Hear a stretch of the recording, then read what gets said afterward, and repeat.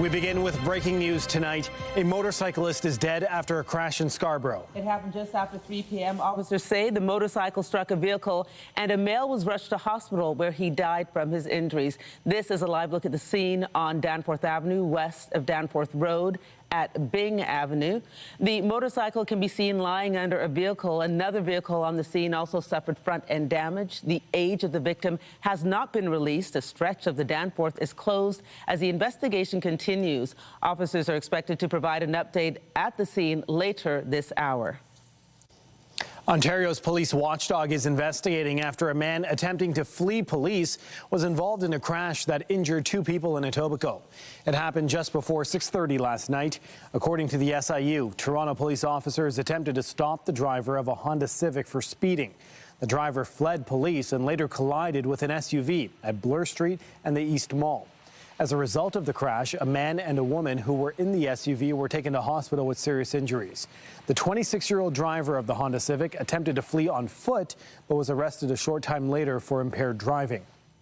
And in East York, a man is in hospital after being struck by a vehicle around yesterday evening. It happened in the area of Barrington and Secord Avenues around 5:30. Police say a man in his 50s was brought to hospital with serious non-life-threatening injuries. The driver of the vehicle remained on scene. No word of any charges. Well, after an early morning stabbing near Ossington and Harbord, police were called to a home just after 6 a.m. Paramedics say a woman in her 20s was taken to hospital with serious but non-life-threatening injuries. A man in his 50s has been arrested and taken to hospital as well in serious condition, but this is for a separate medical issue. The investigation is ongoing and anyone with information is asked to come forward.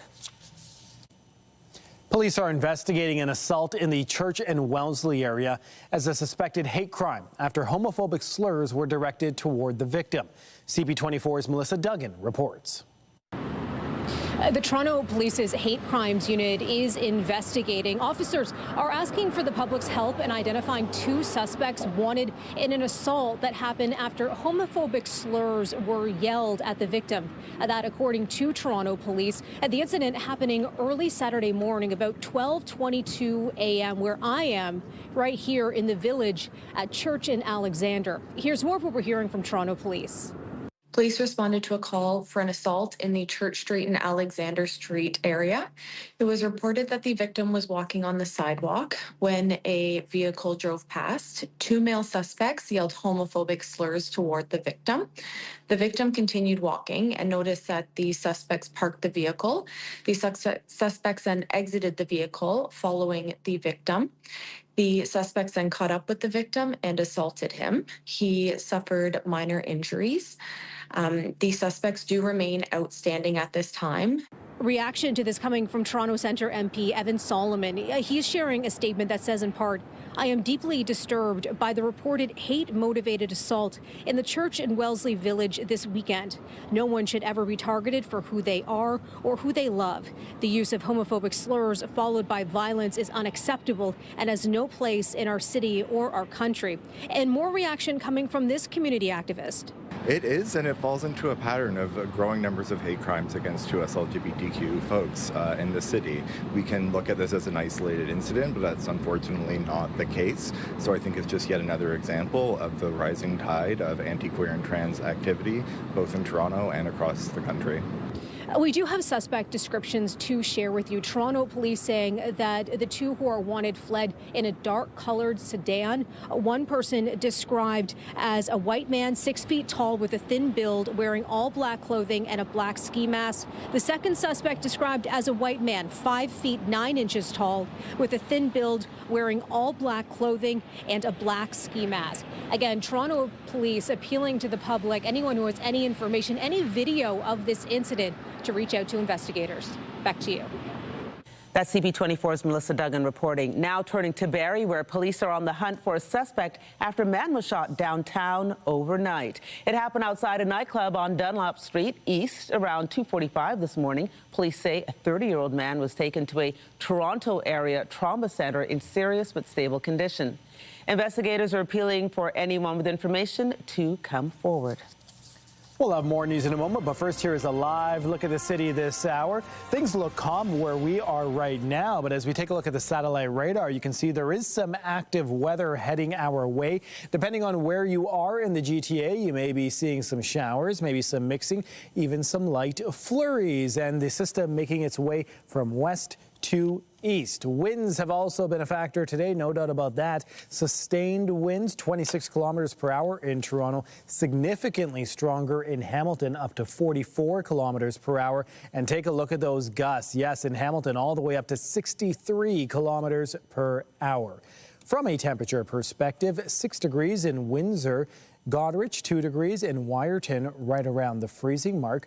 For us in Toronto, at the islands, 3 degrees, and you can see a little bit of rain falling right now. Still a little bit of sunshine at Pearson Airport. Tonight, our overnight low will be right around the freezing mark.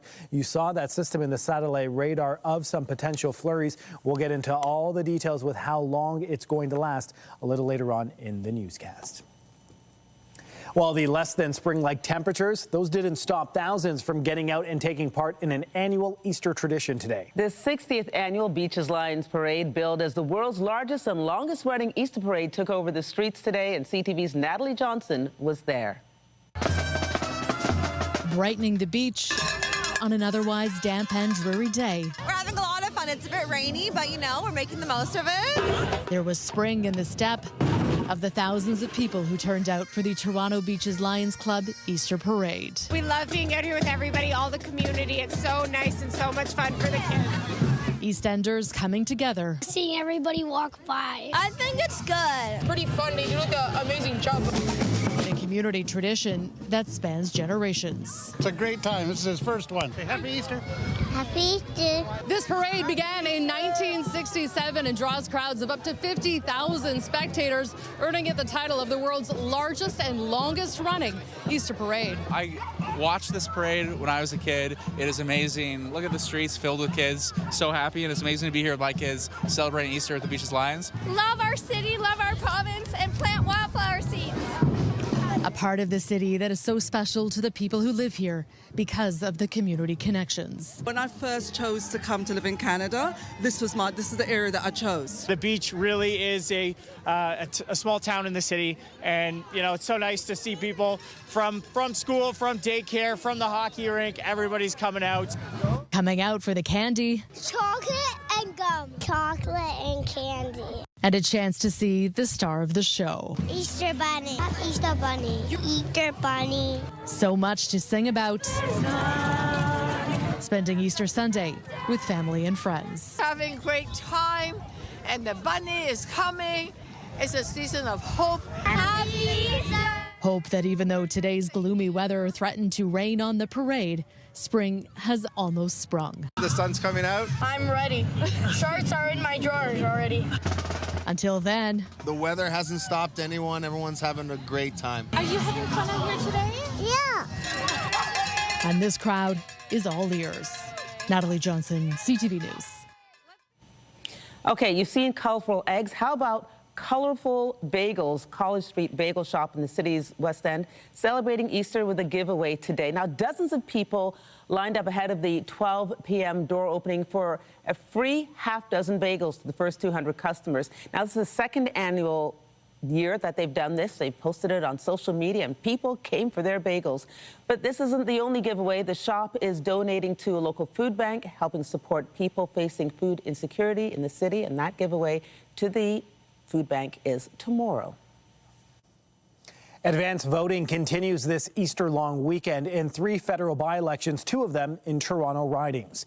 Voters in the ridings of Scarborough Southwest and University Rosedale can cast an early ballot again today. There's also a by-election in the Quebec riding of Terrebonne. The Liberals are currently 2 seats shy of a majority. The polls are open from 9 a.m. until 9 p.m. both today and tomorrow. Election day is April 13th. The possible restart of Stellantis' Brampton assembly plant is sparking debate. The automaker is looking at a plan to assemble Chinese EVs at the idled plant, and that idea already drawing criticism. CTV's Kamal Karmali has more on the charged debate. The demands are still there. Here at this luxury used car dealership in Toronto, few electric vehicles. Probably maybe about 5, 6 EVs that we have in our showroom. Most of our cars are high-end European cars. But that could soon change, with the hope Canada is opening its doors to Chinese manufacturers and Canadian drivers charged up for the change. They're more effective, more efficient. That is, as long as Chinese companies hire Canadian workers. As long as it creates Canadian jobs. I will support Canadian system for the job, not Chinese, obviously. This week, Bloomberg reported carmaker Stellantis is in talks with Chinese manufacturer Leap Motor to potentially start making electric vehicles at its idle plant in Brampton, Ontario. It's resulted in a chorus of opposition from the union on CTV's power play. We have a commitment from Stellantis, and we expect them to live up to it. Ontario Premier Doug Ford and the federal industry minister rejecting the plan over concerns China would send so-called knockdown kits to Canada. That's when EVs and their parts are mostly built in China, then sent to Canada, where only the final assembly would take place. Like you would if you go buy IKEA furniture. You buy the full system and you screw it together and then you put it in your room. But that doesn't make you a manufacturer. Flavio Volpe, who represents Canadian car parts manufacturers, says that would limit Canadian jobs. There is one path he sees where Chinese EVs could be made in Brampton, and that's being able to once again have access to North American parts to fully manufacture Chinese brand electric vehicles here. Which would be a full operation like it has been since 1962. And put 12,000 people back to work. Now, there are plenty of bumps to navigate on the road ahead, including tariffs. But according to industry experts, if everything goes smoothly, there's a potential for the Brampton plant to start rolling out electric vehicles as early as by the end of this year. Kamal Koramali, CTV News, Toronto. Federal government House Leader and Minister of Transport Stephen McKinnon is pushing back against Conservative calls to scrap a proposed high-speed rail line between Toronto and Quebec City. He made the comments in an interview on CTV Question Period today. In terms of the Conservatives, they used to think big. You know, Brian Mulroney used to think big. Heavens, John A. Macdonald, used to think in terms of building an intercontinental railroad. The Conservative Party itself, at their last convention, passed a resolution.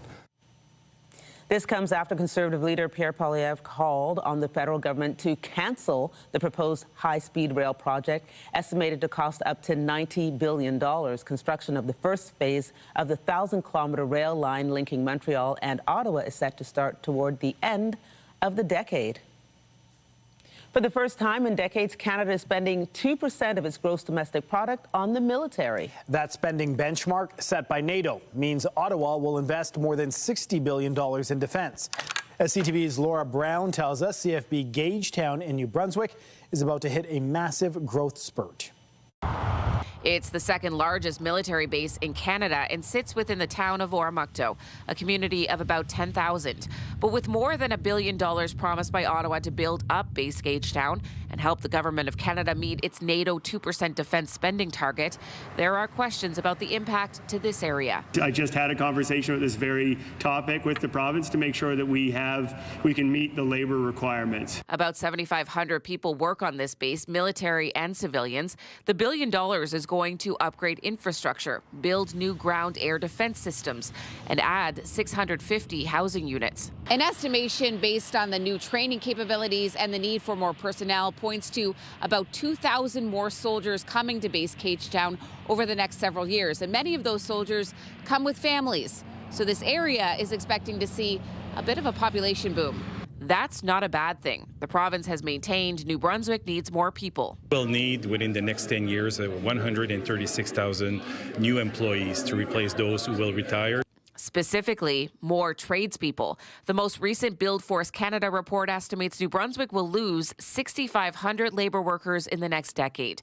But Dominic LeBlanc is confident the shortage won't delay this massive undertaking, saying the $1 billion will be put to work this construction season. Obviously, housing, the health centre, critical pieces of infrastructure that can be upgraded quickly. My understanding is that'll be amongst the first things that will begin in the coming weeks or in the next few months. They're promising the work will be done using the local labor market as much as possible. Laura Brown, CTV News, 5th Canadian Division Support Base, Gagetown. Turning now to the latest in the war in the Middle East. U.S. President Donald Trump has posted a new and cryptic post on social media this afternoon. The president posting Tuesday, 8 p.m. Eastern Time, in a potential reference to extending the deadline for Iran to reopen the Strait of Hormuz. Now, this post comes hours after Trump took to social media to say he is prepared to target Iran's infrastructure on Tuesday, calling it Power Plant Day and Bridge Day in Iran if the country doesn't open the strait by then. Meanwhile, shipping data shows an oil tanker loaded with Iraqi crude oil passed through the Strait of Hormuz close to the Iranian coast today, a day after Iran said Iraq was exempt from restrictions on passing through the vital sea route.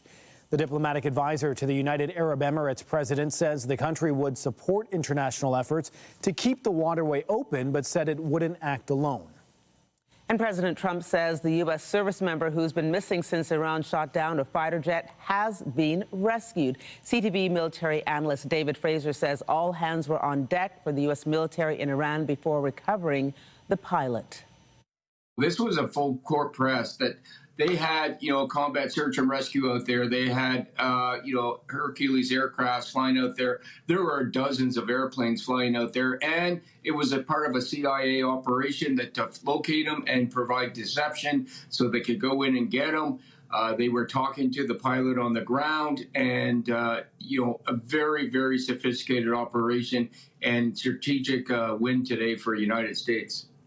Trump announced in the post that the U.S. military pulled off one of the most daring search and rescue operations in U.S. history to find the pilot. Trump says the pilot was found in the mountains in Iran, saved only because his commander-in-chief continued to monitor his location and plan the rescue mission. The president adds that the pilot is injured but will be just fine. Israeli Prime Minister Benjamin Netanyahu is also reacting to the successful rescue. This rescue operation reinforces a sacred principle. No one is left behind. This is a shared value demonstrated time and time again in the history of both our countries. As a nation that repeatedly carried out... Netanyahu adds, as Israel is a nation that has repeatedly carried out rescue operations, he understands the bold decision Trump took.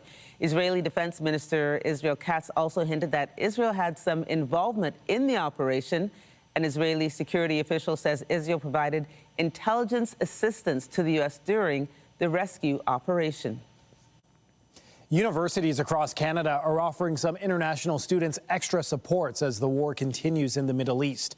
The University of Victoria says it's offering support to students who have links to Iran on a case-by-case basis. Queen's University is giving some students extensions on tuition and fee payments with expanded access to mental health supports. Carleton University is giving students flexibility on filing admissions documents and exam deferrals. And McGill University students from the Middle East have special access to academic accommodations and mental health resources. In his Easter message today, the Pope Leo called on world leaders to put an end to the ongoing conflicts around the globe. Nell'oppressione dei poveri. Pope Leo has become one of the most vocal critics of the war in Iran. In a special Easter message to the thousands gathered at St. Peter's Basilica, he warned that people are starting to get used to violence and become indifferent to it, going on to say, quote, "Let those who have the power to unleash wars choose peace." When two teenagers provinces apart allegedly discussed plans to attack schools this month, they were intercepted by a network of police organizations online. It was an example of coordinated policing with ever-expanding threats on the internet. CTV's Paul Hollingsworth explains. When police launch digital investigations, they require a lot of online research. These kinds of crimes have no borders. Law enforcement works closely with social media platforms to uncover suspicious posts and messages. It's usually because that electronic service provider, so such as Discord or Facebook or Instagram, notes something of concern. In February, RCMP say a 14-year-old in Manitoba began talking about a plan online with a 15-year-old in Nova Scotia. It was specific to killing and murdering other students. The alleged plot was uncovered following a tip from Interpol and the FBI. Both teenagers were later arrested. The extent of any plan or conversation, that all needs to be evaluated. Police could only act after they were made aware of the threats. Unless we're notified of a threat or we obtain judicial authorization,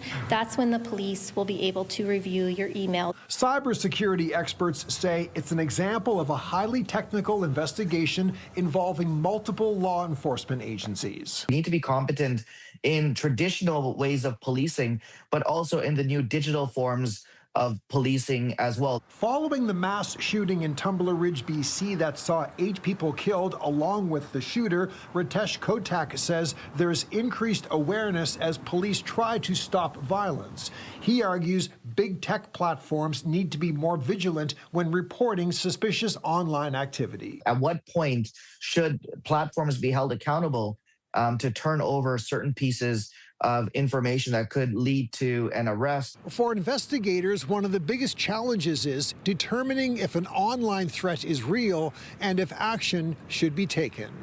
Paul Hollingsworth, CTV News, Halifax.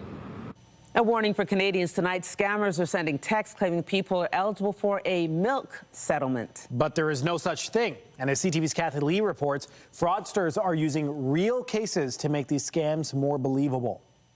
This message is showing up on phones across Canada, claiming people are eligible for a milk settlement, but there is no such case.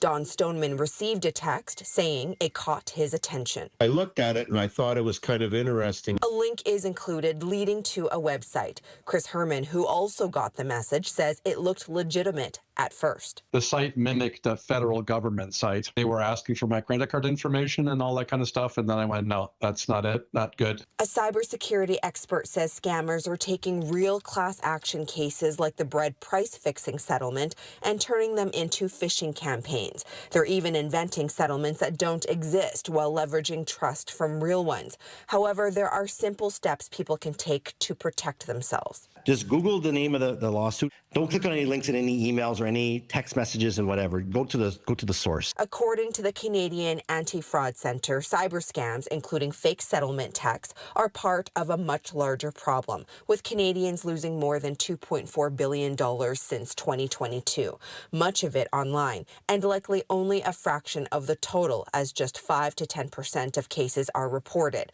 A class action lawyer says when real settlements are paid, it's usually by e-transfer. All they need is your email address.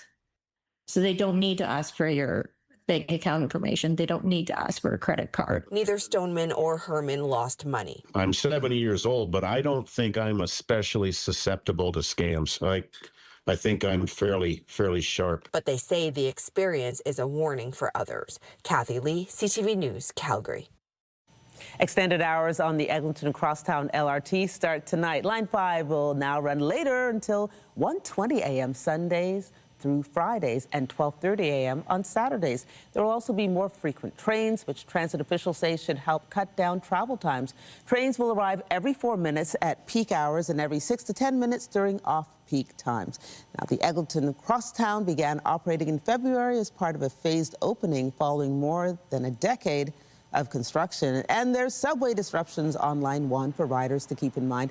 There's currently no service between St. George and St. Andrew stations due to planned track work.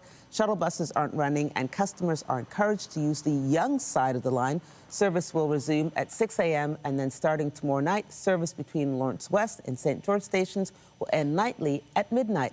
Shuttle buses will run in this case, and the early closure will run through Friday, with regular service resuming each morning around 6 a.m. Well, tomorrow is your final chance to have a say on the names of the city's new island ferries. Toronto's new electric ferries are gearing up to set sail soon, and voting on their names closes at 11:59 tomorrow night. The city released a short list of 13 options, which were selected by a committee of staff and community partners. The list includes Great Lake Dancer, Island Chickadee, Water Strider, and Lady of the Keys. The winning name will be announced later this spring. A tiny hummingbird with a nest in the backyard of a Vancouver home is making a big impact. And a live stream of the bird's daily routine is bringing joy to viewers tuning in around the world. CTV's Adam Sawatsky reports. After he first noticed the bird in his backyard, Jorge Parra didn't give it a second thought. Okay, whatever. And then all of a sudden we kind of looked and we go, hey, there's a nest. A nest being built by a hummingbird who Jorge and his wife named Damore. And it just gets bigger and bigger and bigger. We go, wow, this is amazing. And soon Damore started making it fuller and fuller. Next thing you know, there's an egg. And we saw the egg. And then there were two, the size of Tic Tacs, before hatching. Oh, there's the baby. To reveal siblings no bigger than jelly beans. Such an incredible little creature came out of that egg. They named the first Pickle before calling the second Jelly Bean. This is such an amazing experience. I don't want to be the only one enjoying it. I want everybody else to enjoy it. So Jorge set up a camera, focused it on the feathered family, and started live streaming it daily. You see these little creatures, you just can't help but smile. But Jorge never imagined just how helpful those smiles would be for the hundreds of people who started watching his video in 13 countries around the world. They say, yes, there's a war going on, but you know what? This gives me a break. And the moments of peace, the moments of caring, the moments when siblings encourage each other to spread their wings, gives them hope. Forget about all the bad stuff and just watch nature, watch beauty, watch life grow. And know that even when it seems like everything is going wrong, if you take the time to look, you can always find something to remind you that everything will work out right. There's no other feeling than just joy. These little creatures are bringing joy and peace. Adam Sawatsky, CTV News, Vancouver.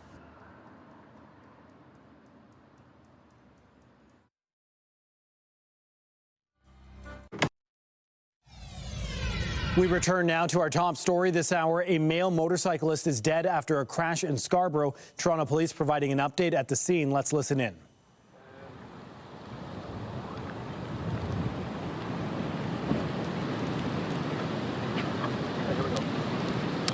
Good evening. I'm Inspector Watson. Today, at approximately 3 p.m., officers were called to a collision in the Danforth Avenue and Byng Avenue area. Initial reports were that a motorcycle struck a vehicle. Upon investigation, it was discovered that a vehicle was traveling eastbound on Danforth Avenue and attempted a left turn into a plaza. The motorcycle was traveling westbound and struck the turning vehicle. The driver of the motorcycle, a 21-year-old male, was suffering from life-threatening injuries, and he passed away at hospital. The driver of the vehicle remained on scene and is cooperating with investigators. Members of traffic services are on scene conducting the investigation, and we are appealing to anyone who may have seen this collision or has video to please speak with investigators. I will now take questions. Understanding it's still early in this investigation, is speed being considered a factor, or is there anything that's a clear factor in this death? It is too early to speculate at this time. As I stated before, our members of traffic services are here, and they are currently investigating the matter. We see two cars with damages and a TTC bus over here. What's the connection with the TTC bus? At this time, we have gathered some information from our partners with the TTC, but as to what exactly their involvement would have been in this accident right now, do not have that at this time. Was everyone traveling in the same direction in this collision, or is it one were they head on or anything? How did this occur? For the information that was received, we had one vehicle that was traveling in one direction, attempted to make a left-hand turn, and the motorcycle was traveling in the opposite direction, and at that time there was the collision. And how long can residents of this area expect to see this road closed and this investigation go on? I would say you could expect to see the road closed for fair amount of time at this point as we continue to investigate this matter.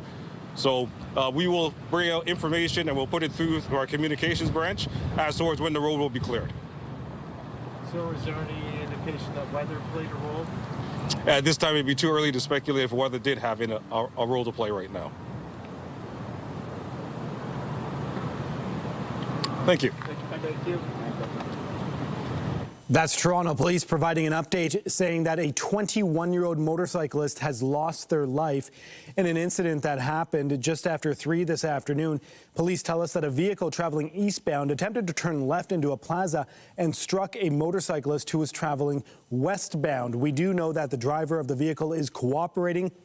At this time, we don't know if any charges will be laid. That road area in around Danforth Avenue and Byng Avenue is expected to be closed for quite some time. Police continue to be on scene, and they are appealing to any witnesses who may either saw the collision or who have dash cam video to get in touch with them. This continues to be a developing story, and we'll bring you more updates as they become available.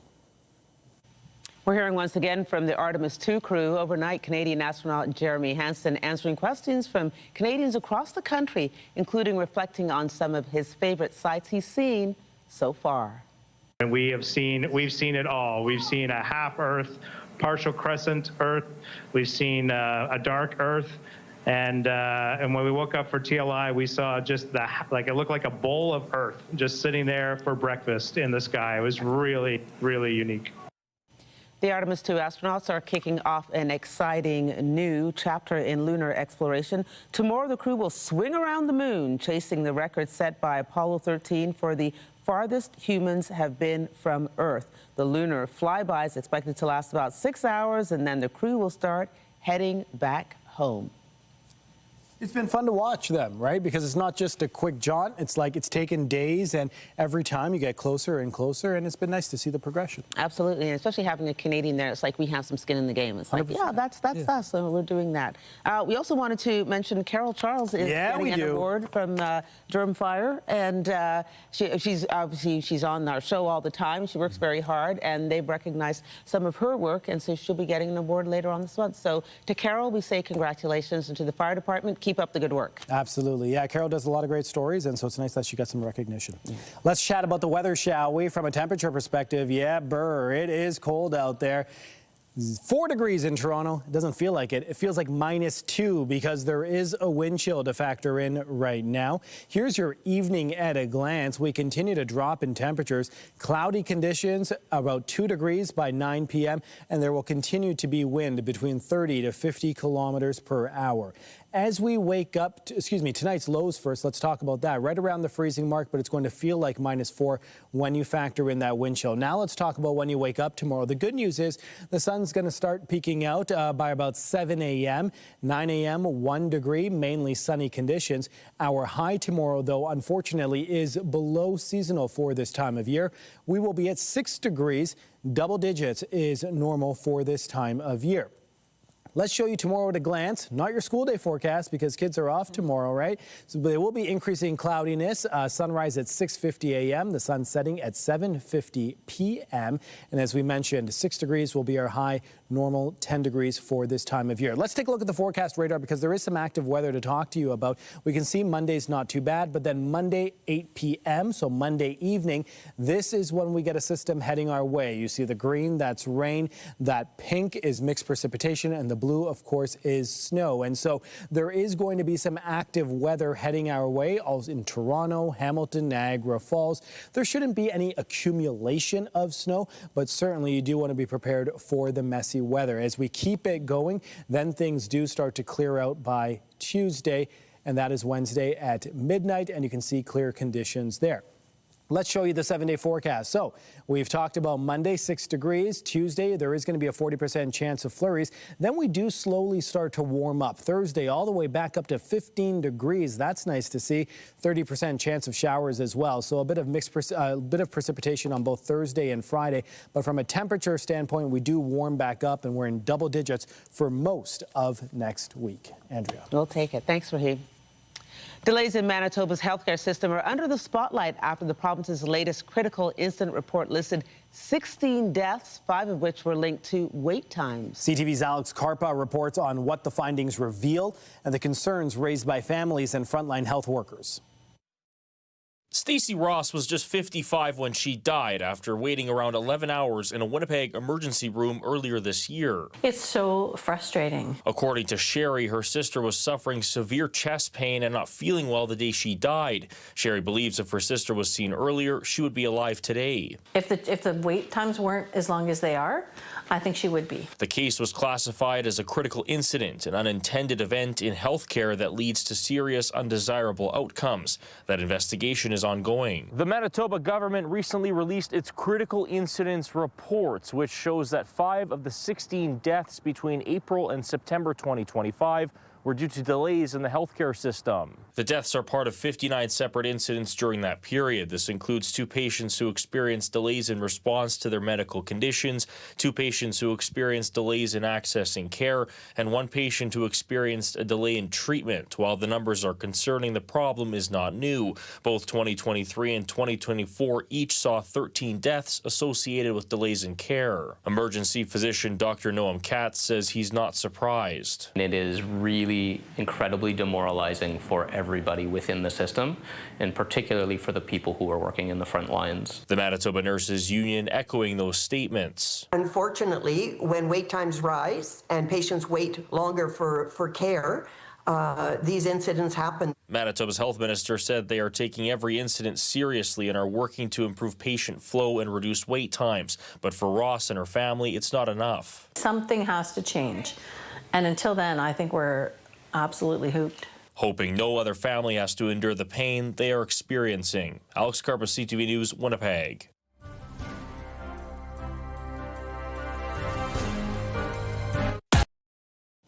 The Ontario and federal governments have enhanced HST rebates for new home buyers. The rebate went into effect on April 1st, slashing the 13% harmonized sales tax on new builds. CTV's Natalie Van Roy spoke to those in the market on how this incentive will help.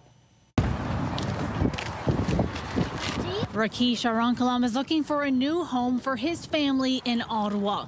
He says not having to pay any HST, a game changer. So we're going to get a HST relief. So that's a good thing for the first-time home buyers. So I think it would help us a lot to afford a home. Arankalam says the rebate changed his search altogether. We are looking at a new build after the HST rebate kind of thing. So we thought like it would be more affordable to get a house.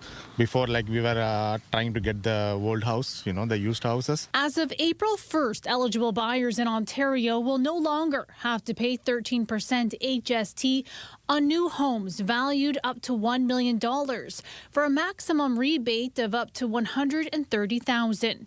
And new builds between $1 million and $1.5 million are also eligible for a rebate of up to $130,000. I think this rebate is probably one of the largest incentives that we've seen in the housing market in years.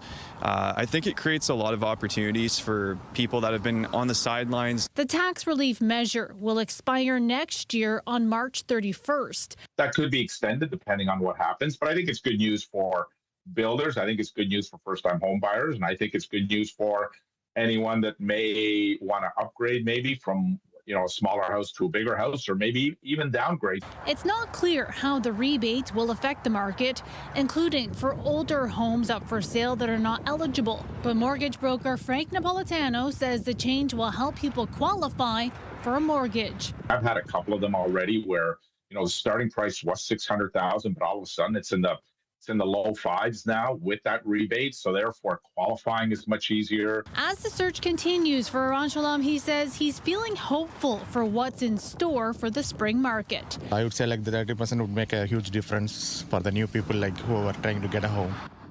Natalie Van Roy, CTV News. In sports, the Blue Jays were looking to avoid the series sweep, taking on the White Sox in Chicago this afternoon. The Blue Jays are down to their final strike.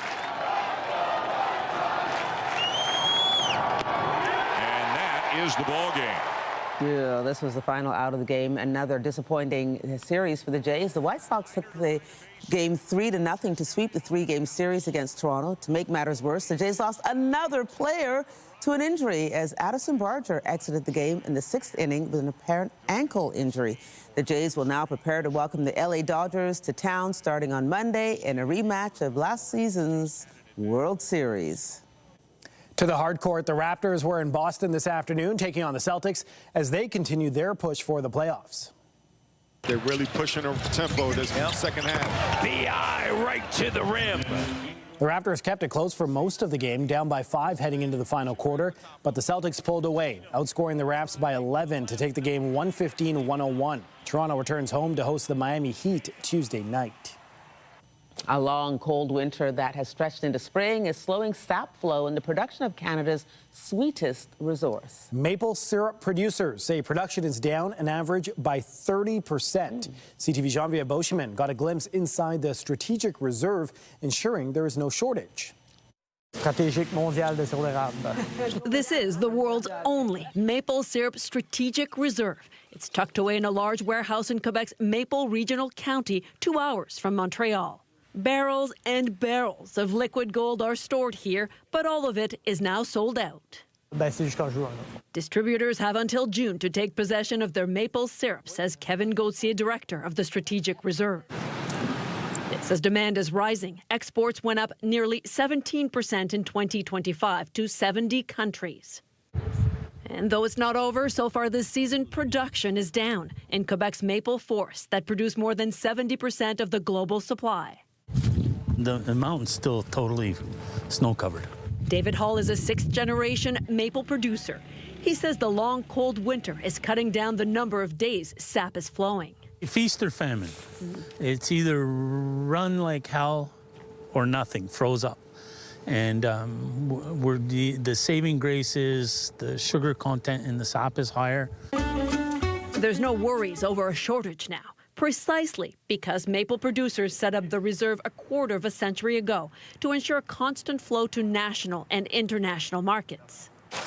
But after this season, replenishing the reserve could pose a challenge, and prices for the precious resource could rise as oil prices rise too. The last 17 drums we boiled on Friday, it averaged $60 a drum for the oil. And was it normally? 40. He says with climate change, producers need to adapt to variabilities and tap trees on a different schedule. Producers say they'll be able to tell just how much of the sweet stuff they can store away for next year, weeks after this season is over. Geneviève Beauchemin, CTV News, Plessisville, Quebec.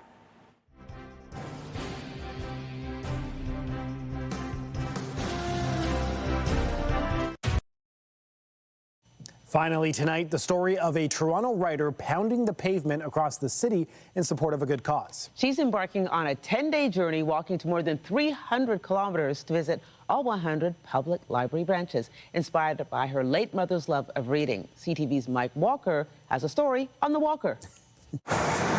With every step, Marcy Stepek will be walking with a purpose and in memory of her late mother. She would have loved every single part of this. The writer is raising money for a place that she says they were both passionate about. Libraries, reading, that's always been like our love language. Eunice passed away on April 7th, 2025 from cancer. And on the 1-year anniversary of her death, Stepek will begin a walk to each of Toronto's 100 library branches, with a fundraising goal of $5,000 for the Library Foundation, supporting programs that focus on seniors. They've created programs that are designed to tackle loneliness among seniors and offer community and offer connection. Programs Eunice benefited from in her final years. The library services actually accommodated her, so rather than her going out to the libraries, they were able to bring services to her. In fact, a week before she died, when we were talking about her end-of-life care, she reminded me to return her library books so that other people could enjoy them. Stepek hopes to complete the trek in just 10 days, rain or shine. It's a lot of ground to cover, spanning some 300 kilometers. Part of this is I needed somewhere for my grief to go. This is someplace to go. It's in a place that my mom loved, I loved. Every day she will be dropped off at a branch to start the journey. Stepik estimates she will walk some 30 kilometers per day. Depending on the day, I might be hitting 13 to 17 branches. And will have this library passport in hand to log each stop. There's a lot of stamps. Something she discovered with her mother years ago that inspired this initiative. It spurred the idea that we would go into all 100 branches and have librarians stamp our passport for us. When she passed, I realized I'm actually going to do this on her behalf. Donations can be made on the Foundation's website. For Stepik, it's a personal and physically demanding journey to honor her mom and say thank you to Toronto Public Libraries. Mike Walker, CTV News. I just have a quick correction there. Carol Charles is getting an award from the Toronto Professional Firefighters Association, and the event is happening April 23rd. Thursday, April 23rd, so good for Carol. Absolutely, great for her. Let's take a look at the quick weather before we go. Satellite radar, you can see there is some active weather heading our way. In fact, we're in the middle of it right now, so there may be some showers or light flurries depending on where you are. Temperatures right now, 4 degrees in Niagara Falls, similar in Toronto. A quick look at the upper air pattern, and you can see things changing a little bit over the next 48 to 72 hours. You can see right there. But then things do warm up later on in the week, and you can see that on the 7-day forecast. Yes, there are some flurries on Tuesday, and temperatures don't look so great, but then Thursday, Friday, we jump back up to double digits. Andrea. Yeah, my husband and friends north of the city are saying it's snowing north of the city, so there you go.